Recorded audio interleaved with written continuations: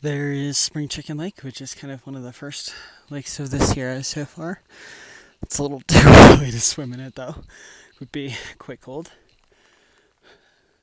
Yeah, it's maybe 7-ish.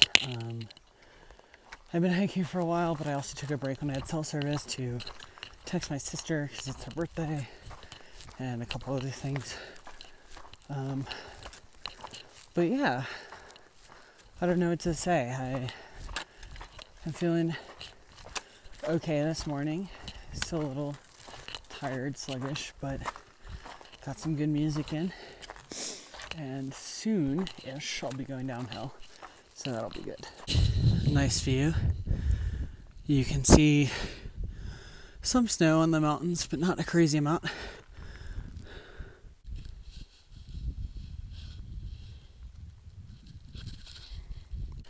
Alright, we're in the national parks now.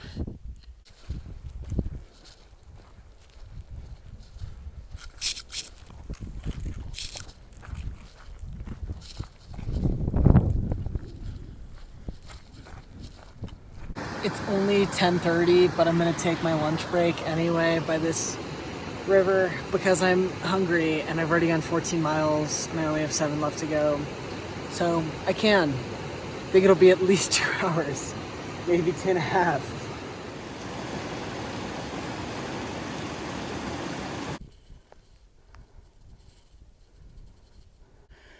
I'm like most of the way up this climb. It's a kind of a marathon because it's a super short climb. Like it's like a mile, but it's relatively steep, at least compared to what we've had on the PCT so far. Something like 700 feet per mile, 750, something like that.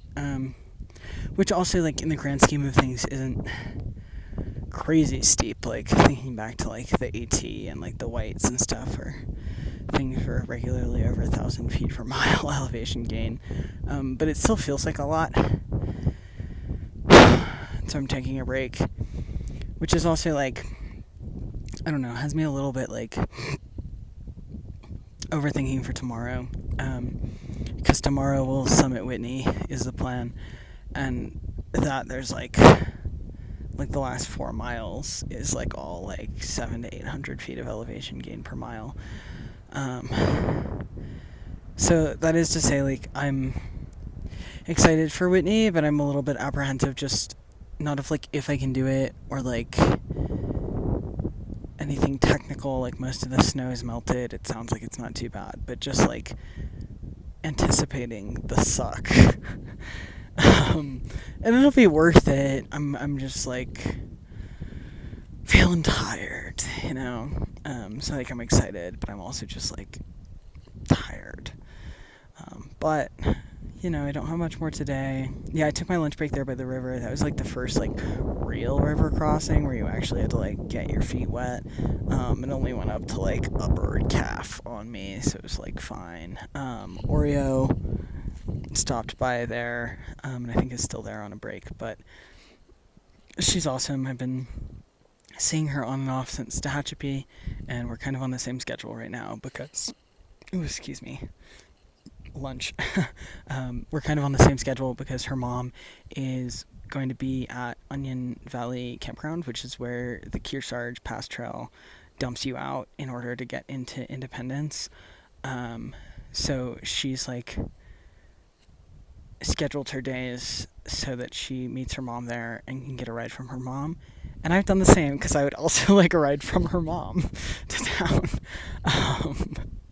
It's going to be a lot easier than hitching from a campground where traffic's only going one direction. And you can only hitch from people who are already in the campground. So that's kind of a sweet setup, actually. But yeah, so I'll see Oreo at camp tonight because we're on basically the same schedule. Just did another little creek crossing about a mile or so from camp. This is the Whitney Creek, and it's cool. There's a bunch of fish in it. It's fun to see the fish in the water.